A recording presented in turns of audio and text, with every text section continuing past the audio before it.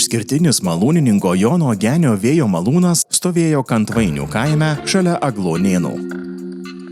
Kantvainiai – kaimas, kurio pavadinimas kildinamas iš asmenvardžio. Manoma, kad šiame kaime 17 amžiuje gyveno filosofo Karaliaučiaus universiteto profesoriaus Imanuelio Kanto prosenelis Richardas Kantas, kuris čia turėjo užeigą pavadinimu Verdenė. Jis savo pavardę iš Kantvainio sutrumpino ir pasivadino Kantu. Vėliau iš Kantvainių Richardas Kantas išsikėlė. Sveiki, su jumis laida Lietuvos muziejai ir šiandien sveikinuosi iš Aglonėnų, esančių Klaipėdos rajone. Šiandien čia noriu kiekvieną iš jūsų pakviesti keliauti drauge su manimi ir susipažinti su vėjo milžino istorija. Skamba lyg pasaka, tačiau tai yra tikriausiai istorija apie malūnininką, apie jo šeimą ir apie dramatišką malūno likimą. Tad keliaukite kartu ir susipažinkime. Daugiau nei prieš 100 metų plačiais sparnų mostais pravažiuojančius sveikinęs Jono Genio vėjo malūnas ilgainiui tapo legenda, viliojančia ir šių dienų smalsius lankytojus. Apie šio vėjo milžino unikalumą, tremties istoriją, apie jo šeimininkų, malūnininkų bei vietos gyventojų likimus pasakojama Gargždų krašto muziejaus filiale šalia Aglonėnų etnografinės sodybos. Sigita, vėjo milžino istorija skamba tikrai labai įspūdingai, bet gal galite taip konkrečiau sudėlioti, kuogi ta istorija yra ypatinga būtent šiai vietai? Sukūrėme naują ekspoziciją Aglonėnuose, kuri pristato vėjo malūno, kurio savininkas buvo Jonas Genys, istorija. Ji yra ypatinga tiek šiam kraštui, tiek apskritai tyrinėjant malūnų istoriją, technikos istoriją. Ir tai yra naujausia mūsų ekspozicija, nes Gargždų krašto muziejus sudarytas iš 5 muziejų Klaipėdos rajone ir mes pristatome įvairias temas. Tai Gargždų mieste mes pasakojame apie tarpukario istoriją, pasienio miestelį, Aglonėnų etnografinėje sodyboje apie lietuvininko sodybą, gyvenimo būdą. Priekulyje turime Ievos Simonaitytės memorialinį muziejų ir Laisvės kovų ir tremties muziejų, kuriuose pristatoma tiek Priekulės istorija, ir Drevernoje laivadirbio Jono Gižo sodyba, kuris statė Kuršių marių laivus ir buvo nuostabus meistras pamaryje. Malūnas buvo pastatytas 20 amžiaus pradžioje. Aglonėnų ūkininko lietuvininko Jono Genio. Jo malūnas buvo paskutinis išlikęs tose apylinkėse, nors anksčiau Klaipėdos apylinkėse tokių malūnų buvo gausu. Malūnininko profesija kaimo bendruomenėje buvo viena iš labiausiai gerbiamų. Apylinkių gyventojus malūnininkai aprūpindavo pašarų gyvuliams, miltais bei kruopomis maistui, pjauta mediena ūkiniams poreikiams. Malūnų ir malūnininkų skaičių teritorijoje lėmė aplink gyvenančios bendruomenės dydis ir jos poreikiai. Jono Genio malūnas buvo unikalus savo techniniu sprendimu. Tai vienintelis Lietuvoje žinomas tokio tipo malūnas. Apie šeimą mes randame pirmąsias žinias XIX amžiaus antroji pusėje, tai ir jis buvo jauniausias vaikas šeimoje, mama Elzė ir tėtis Jurgis. Ir jauniausias sūnus Jonas apylinkėse pagarsėjo kaip inovatyvus malūnininkas, kuris turėjo savo darbo kambarį, domėjosi naujovėmis, pasikvietė iš Vokietijos meistrą, kad sumoderninti malūną. Jo pačio sodyba turėjo tokius sprendimus, ko aplinkui nebuvo apylinkėse. Surinktuose vietos gyventojų prisiminimuose pasakojama, kad Kantvainių malūno šeimininkas Jonas Genys buvęs gabus meistras. Malūnininkas buvo garsus savo teisingumu, gabumais meistrystei ir puikiai nusimanė malūninkystėje bei kalvystėje. O pats Genys, koks jis buvo žmogus, ką jums yra pavykę sužinoti apie jį? Kuo jisai buvo ypatingas be to, kad jis tikrai turėjo neeilinių gebėjimų? Jisai buvo iš malūnininkų šeimos, kad ir jo tėvas buvo malūnininkas. Yra net tokių duomenų, kad jisai mokėsi Peterburge to malūnų konstrukcijos. Užtat tas malūnas toks modernus. Netgi tokios legendas sklenda. Slaunas buvo jisai malūnininkas, nes jis suteikdavo pažymėjimą naujiems besimokantiem malūnininkams. Jis turėjo teisę apmokyti gizelius, samdyti ir apmokyti po 2 metų suteikti pažymėjimą. Genys turėjo daug knygų. Mes iš Simonaitytės Ievos, kuri buvo šių kraštų rašytojas, iš jos sužinome daug duomenų apie Joną Genį, nes jin pas Genį dirbo siuvėja. Jinai pasiuvo jo žmonai vestuvinę suknelę. Ir Simonaitytė apie jį užtat labai gerai atsiliepė ir apie Genį, ir apie jo žmoną, sako, buvo labai ir protingas žmogus, ir filosofas jisai buvo. Tai vienas iš jo tokių, kur mini Simonaitytė, tokių tų posakių buvo, kad kiekvienas šuo turi savo būdą, bet ir kiekvienas žmogus turi savo būdą. Žodžiu, tokį charakterį. Žinoma, kad 1912 metais atnaujintas malūnas grūdus malė iki 20 amžiaus 70-mečio. Malūno savininkų Genių ir jų dukters gyvenimą pakeitė Raudonosios armijos įvykdyta Klaipėdos krašto okupacija. Genių šeima buvo ištremta, o gyventojų prisiminimuose išlikęs dramatiškas pasakojimas apie trėmimo dieną. Šeimos likimas šiek tiek susiklosti dramatiškai, nes pačio Jono šeimoje augo 5 vaikai, bet tik viena dukra su jais gyveno, nes visi kiti mirė ankstyvame amžiuje, jų kapelius turim čia netoliese kapinėse. Ir jų šeima buvo ištremta 1949 metais. Dramatiška istorija nutiko tada, kai juos trėmė. Pats Jonas Genys bandė atimti savo gyvybę, bet rusų kareiviai pamatė ir vis tiek ištrėmė. Tolimesnės žinios apie šeimos likimą taip pat lieka miglotos. Jonas Genys mirė Sibire, bet iki šiol nežinoma jo mirties data ir kur palaidotas. Turima duomenų, kad jo žmona su dukra ir anūku vėliau pasitraukė į vakarų Vokietiją. Vėliau, 1949-aisiais į Genių sodybą atsikraustė malūnininkas Pranas Juška su žmona, praėjus 2 metams po jų 2 vestuvių.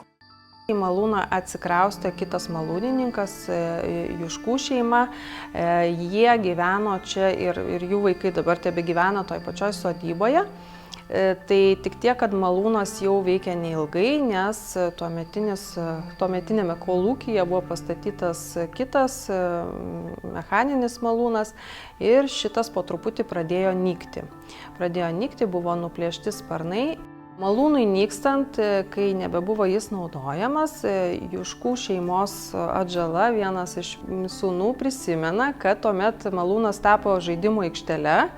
Ir vietiniai vaikai lakstydavo po malūną ir vienas jų išsliuogdavo ant sparno ir nusileisdavo, lenktyniaudami, kas greičiau. Tai galima įsivaizduoti, kad 13 metrų aukščio malūnas ir sliuogiantį vaiką šiuolaikiniam tėvam turbūt nebūtų. Kažkas turi namelį medyje, kažkas turi malūną.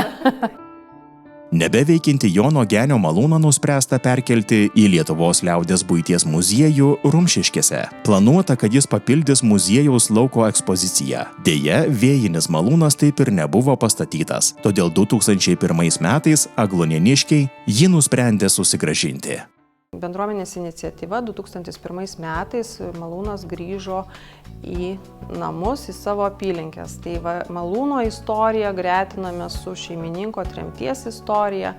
Tai jis čia eksponuojamas ne tik kaip technikos paminklas, bet kaip ir priminimas apie čia gyvenusią šeimą, apie tremties likimus ir kad jisai grįžta į namus. Jono Genio vėjo malūnas žinomas dėl originalių inžinerinių sprendimų. Šis 13 metrų aukščio statinys palei vėjo kryptį, kitaip nei dauguma vėjinių malūnų, sukdavosi visų korpusu, nes jame buvo įrengta ratukų su žiediniu bėgių sistema. Giedrė, jūs čia muziejuje turite malūno brėžinį ir malūnas pats unikalus yra ir tą brėžinį gavote ne šiaip, man atrodo, tiesa. Tai šiek tiek papasakokite, kuo šis brėžinys ypatingas yra, tada jau tikrai eisime ir prie to, kuo ypatingas yra pats malūnas. Šitą malūno brėžinius, netgi visą bylelę, mums atidavė vienas iš aglonėniškių, kuris parvežė šitą malūną į Aglonėnus. Jisai turėjo išlaikytą bylelę, autentišką, iš tų laikų, kada inžinieriai dar braižė šitą schemą. Šita schema yra labai tiksli, gražiai atspindi visus privalumus šitą malūną. Aš iškart galiu parodyti vėjo rožę, sakykime, jinai grandinėmis, matote, čia vėjo rožės mechanizmas, kuris suko malūną. Šitas malūnas buvo ypatingas tuo, kad jis buvo ant ratukų ir tie ratukai va čia brėžiny matosi. Ir vėjo rožė, jinai pagal vėjo kryptį ant šių ratukų pasukdavo visą malūną tiesiogiai į vėją. Šis malūnas tarsi stiebinio ir kepurinio malūno hibridas. Jonas Genys, sekęs Vokietijos malūnų naujoves, 1912 metais ėmėsi savo malūną rekonstruoti, panaudodamas tuo metu bene naujausius technikos pasiekimus. Turėjo sparnus, kurie buvo valdomi žaliuzėmis, ne burėmis, bet žaliuzės turėjo, kaip dauguma malūnų būdavo užtempiamos drobinės burės. O čia buvo toks jau tokia naujovė tais laikais. Šiame malūne buvo keltuvas, kuris būdavo statomi maišai keli, bet čia mes vaikam, kad būtų įdomiau, kad jie galėtų pabandyti, kaip iš tikrųjų, koks buvo svoris tikro maišo su grūdais. Tai va, 75 kilogramai, sakykime, ne tiek jau mažai, kai reikia vienam užnešti. Tai sako, čia tokius senų malūnininkų kalbėjom, tai sako, dabar jau vyrai nebeužneša maišo su grūdais, sako, nors sportuoja sporto salėse. Tai o tais laikais, sako, mes užnešdavom. Na, tai žodžiu.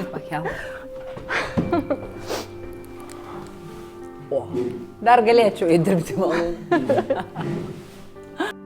Šiandien malūno savininko šeimos istorija ir malūno išskirtinumas pristatomos muziejaus edukacijose, renginiuose bei parodose. Agluonėnų etnografinės sodybos prieigos per kelerius metus pasikeitė neatpažįstamai. Sodybą apsupo net 3 nauji statiniai, kuriuose įkurdinta unikalaus malūno ekspozicija, su kuria gali susipažinti kiekvienas čia atvykęs.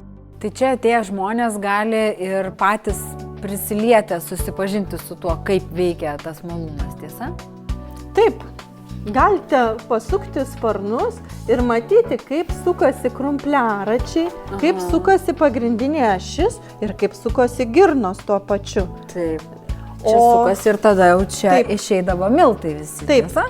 Taip, į pirmą aukštą jau galėdavo ūkininkas pasiimti miltus. Nu va, čia jums ne kavos malimo aparatas. Čia visas rimtas malūnas. O čia, kai sukosi vėjų rožė, tai sukosi visas malūnas. Čia net sliekas yra pavaizduotas, sliekinė pavara, per kurią pasisukdavo. Muziejus siūlo daugybę edukacijų, kurių metu lankytojai gali iš arčiau ir išsamiau susipažinti su to meto kultūra, malūno išskirtinumu. Čia kepama duona, vedamos vietos ekskursijos. Gargždų krašto muziejus aktyviai bendradarbiauja ir su kitomis bendruomenėmis bei muziejais. Kuo muziejus gyvena šiandien ir ką gali pasiūlyti čia atvykstantiems žmonėms? Iš tikrųjų, mes muziejuje turime savo tokią misiją nusistatę, kad keliaujantis pro šalį žmogus apsilankytų, pažintų šitą kraštą, istoriją, jo kultūrą, patirtų, paragautų. Vietinis žmogus, kad gyvendamas čia ne tik domėtųsi tolimais kraštais, bet žinotų taip pat ir savo istoriją, todėl mes siūlome, kaip minėjote, ir edukacijas. Taip pat labai populiarios yra vietos ekskursijos, kurias organizuojame, renginiai. Bendradarbiaujame su Priekulės kultūros centro Agluonėnų klojimo teatru ir papildome savo ekskursijas jų pasirodymais arba klojimo teatro spektakliais. Taip pat bendradarbiavame su Klaipėdos rajono amatų centru, kurie mūsų lankytojams tiek mažiesiems, tiek vyresniems pasiūlo išsikepti piemenėlių duonos arba duonos tiesiog ant laužo.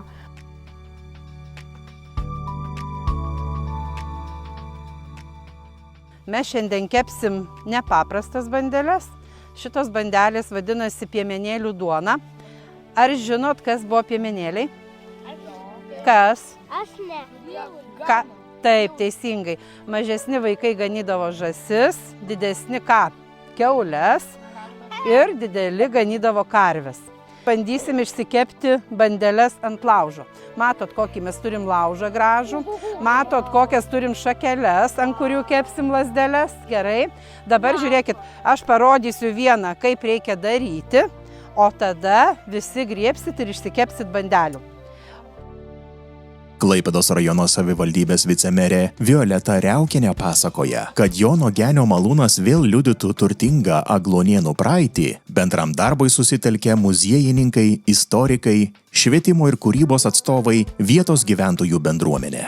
Todėl ši išskirtinio malūno istorija kiekvienais metais vilioja daugybę lankytojų ir turistų ne tik iš Lietuvos.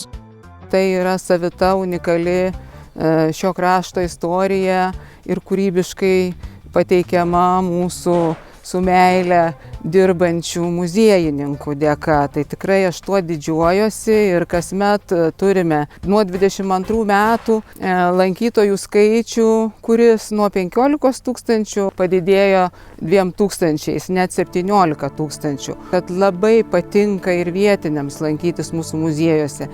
Kodėl? Todėl, kad muziejai yra dažnos šventės dalis, nes jie įsikomponuoja su savo tematika ir pristato labai įdomių edukacijų, įdomių istorijų ir pateikia savitai visą tai šitose šventėse. Todėl yra mėgiami žmonių, šventės turtingesnės ir žmonėms tikrai labai patinka.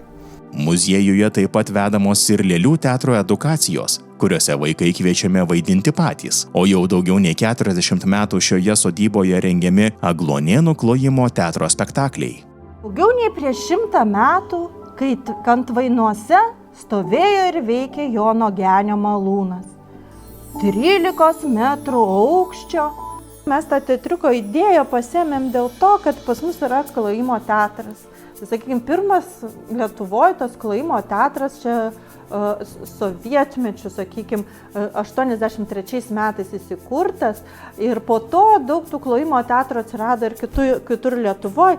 Tai mes tą idėją kaip ir platinam, kad tas teatras, klojimo teatras, čia malūno teatras, taip tiesiog tęsiam tą teatro idėją ir per šitą edukaciją. Ta aplinka kažkokia tokia sudaroma, jauki, kad vaikams būtų jauku, etnografiška ir kad jie patys galėtų vaidinti.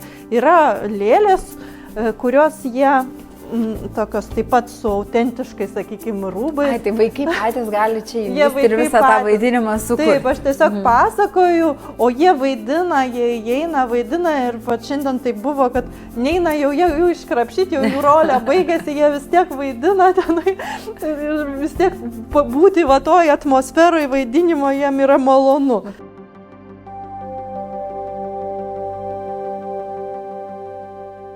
Nors malūno sparnų sukantis jau neišvysi, apie jo unikalumą kalbama net ir praėjus 100-mečiui. Šiuolaikinę kartą pritraukę muziejininkai turi sukūrę įdomių edukacijų, kur tinka ir jaunimui.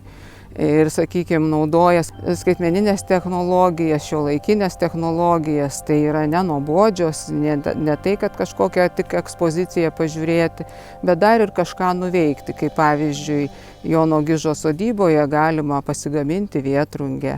Tai labai sudomina. Pats Gargždų krašto muziejus, lobių paieška, sakykime, vaikščiojant po parką ir ieškant lobių susipažįsti su dvarininkų Renių istorija. Tai tiesiog yra unikalu, tai aš manau, tai ir sudomina. Muziejai labai dažnai yra tokie, man atrodo, kad padarantis tarp žmogaus ir tarp to, kas yra eksponuojama, tokį tarpą savotišką. Bet žinau, kad jūsų muziejus gali pasiūlyti šiek tiek artimesnį santykį, ne? Čia galima paliesti, pasukti, pačiupinėti ir, tiesioginė to žodžio prasme, prisiliesti prie istorijos. Taip, mes kurdami tiek ekspozicijas, tiek edukacijas, galvojame, mąstome, kaip sudominti žmogų, kad ne tik ta distancija būtų, ar ne, ir kuo mažiau tos distancijos. Tiesiog stengiamės integruoti kuo įdomesnių veiklų. Mes kuriame ir žaidimus telefone, sakykime, arba lobių paieškas. Tiesiog siūlomi įvairiausių būdų, kad ne tik atsistoti prieš stendą ir jį perskaityti. Nes vaikams, pavyzdžiui, ypač tai per tas patirtis visos tos žinios, viskas nusėda gerokai stipriau galvoje. Teatras iš tikrųjų, kai pats vaikas eina ir vaidina tą legendą, ne tik kad sėdi ir žiūri, kai jis tampa to dalimi, jis labiau prisimena, jam yra įdomiau ir nelabai norisi išeiti. Štai tokia jautri ir dramatiška Vėjo milžino istorija. Man patiko. Aš tikiuosi, kad patiko ir jums, ir tikrai tokių gražių istorijų laukia mūsų dar ne viena. Tad kviečiu ir kitą šeštadienį keliauti drauge su manimi į dar vieną Lietuvos muziejų. Iki.